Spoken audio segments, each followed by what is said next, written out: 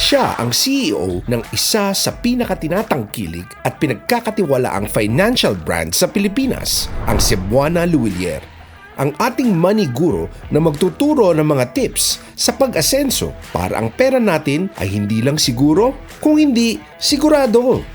Tulad ng micro-investments, di kailangan maging complicated upang umasenso. The misconception we need to get over, pay ourselves last. Baliktarin mo. Pay yourself first, and then you can spend everything. Para sa mga young at heart na gustong maging achiever, ang ating money guro, John Henry Luwilier. Pagsalapi ang usapan may maniguro ka, gagabayan at siguradong tutulungan ka sa usaping gastusin.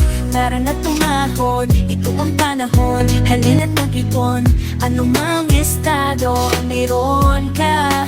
Basta't maniguro kasama, sigurado ka, pinaghirapang kita para sa'yo at pamilya. Saan ka man magpunta, siguradong future secure ka. Filipinos will always find new ways to have more income, from adding funds to our savings accounts, dagdag rackets to discovering new ways to invest. Filipinos will never stop para sa dagdag kita, for ourselves, our family, and our children's future. One of the ways is going into micro-investments. What are micro-investments, and is it worth the risk? Today we'll learn about micro-investments and how it's an OMSIM na viable passive income source for Filipinos.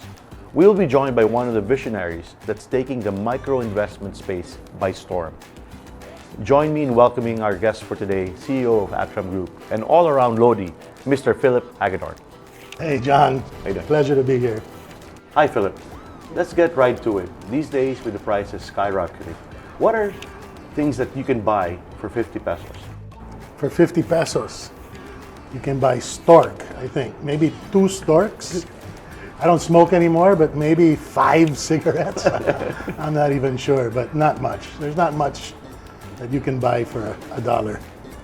Now, a karinderya meal or an average cost 70 to 100 pesos. 50 pesos is less than your average price of a meal. There's not a lot of things that you can do for 50 pesos. But there's one thing that I would like to talk about, which might surprise a lot of our people watching our show today. People can actually start investing for 50 pesos. And that 50 pesos can go a long way. Rather than buying stork, cigarettes, or maybe a beer, so it's better to invest. So why is 50 pesos the starting price for micro investments in Atram?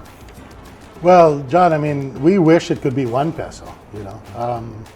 But these investments are regulated. Bangko Sentral ng Pilipinas watches over these investments. And so we had to work with them to bring that initial cost down from what used to be thousands of pesos. So now the barrier is low, and the way I look at it, the 50 pesos is not, it's the entry point, it's the minimum, but it's the no excuse. Wala nang excuse na hindi ko na kaya or masyadong mataas yung minimum. Wala nang ganyan. That's great. You know, the mindset of people sometimes that investing is expensive, investing is difficult. But starting with a small amount of 50 pesos is easy and a great start. And as you said, where would you rather put your 50 pesos rather than consume it or invest it? For sure, for sure. So, I mean, I think, since this episode is for our Casabuanas, is a micro investment starter pack, how does micro investments work? How is it different from a regular investment? well, it isn't. It's exactly the same. As a matter of fact, for me, I don't like really the term micro investment kasi parang small yan.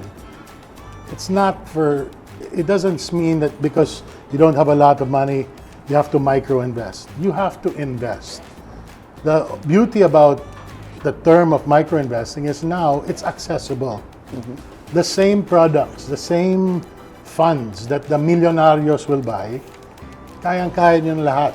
It's the same product, the same service that's being bought by people with a lot of money is now accessible to everybody.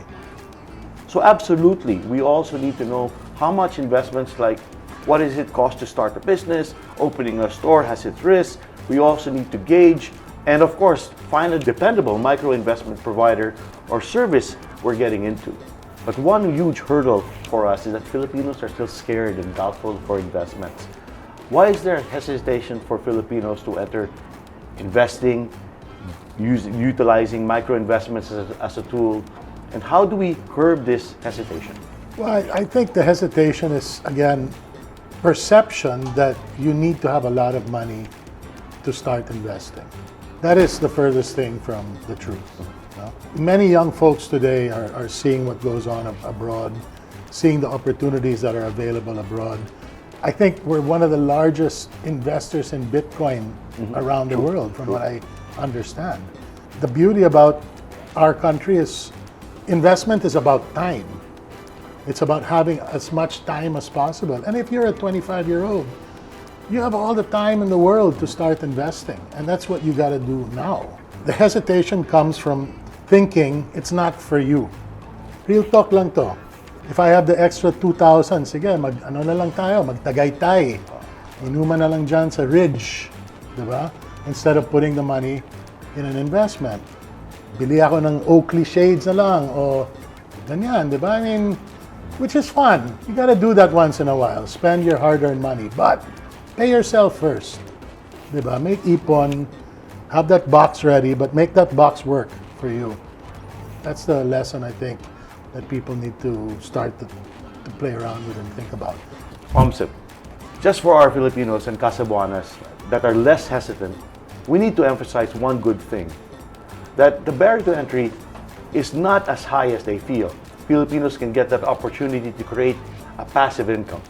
What are the best ways to start investing, and what are the things that you need to know so that our Casabuanas can start?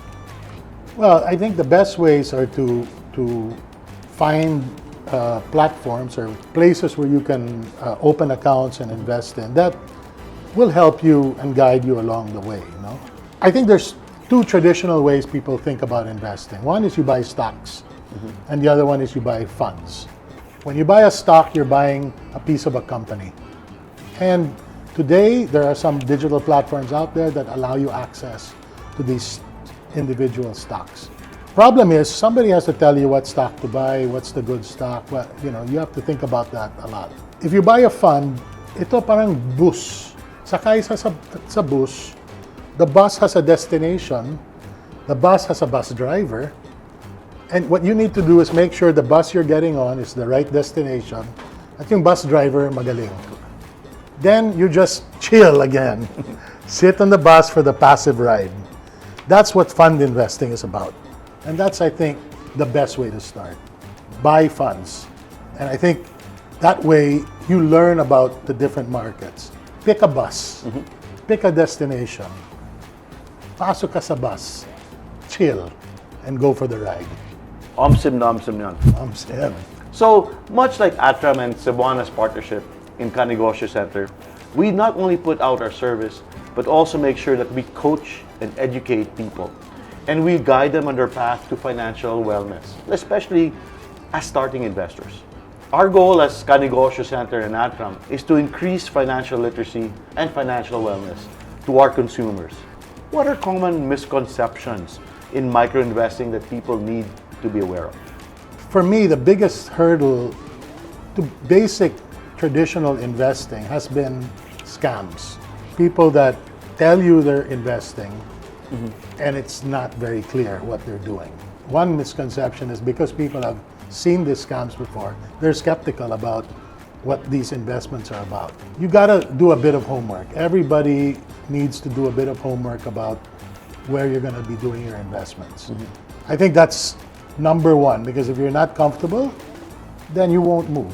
It's as simple as that. The second one we've talked about earlier, it's about this misconception that you need a lot of money to invest. And today you don't. The truth of the matter is, a person like Bill Gates started Microsoft in his garage with what would be very little money today for the size of Microsoft. And we have even some stories of the Philippines of entrepreneurs starting businesses with 64,000 pesos that have become multimillionaires. So it's the drive, it's the starting point. It's the will to pay yourself first and then worry about everything else. And that's the misconception we need to get over. Pay ourselves last. Baliktarin mo. Pay yourself first and then you can spend everything. I can also say that there's a greater safety in micro investments compared to building your own portfolio of individual stocks and bonds. There's less risk. Less risk again because, like you said, sa higa ka lang sa likod, take it easy because you have other experts making those decisions, those hard decisions for yourself. So that's another way. As a token, I'd like to give you a Money Guru watch. You're on time a lot of the time anyway, so just to be sure, here's a Money Guru watch and you really deserve one. Cool. Super appreciate it. Thank you. Kayo mga Cebuana, have you ever tried micro-investing? If so, what have you experienced? Comment down below and get a chance to win an exclusive Money Guru watch. Omsim na omsim. Thought of the day, sabi ng isang sikat na investor na si John Bogle, simplicity is the master key to financial success. The path to wealth doesn't need to be complex or convoluted. Tulad ng micro-investments, di kailangan maging complicated upang umasenso. Omsim na omsim, yan mga lods. Huwag kalimutan, mag-like and share for more finance tips on how to be rich. Tutok lang palagi. Money Guru, dito sa Money Guru. Pagsalapi ang usapan, may Money Guru ka. Gagabayan at siguradong tutulungan ka sa usaping gastusin.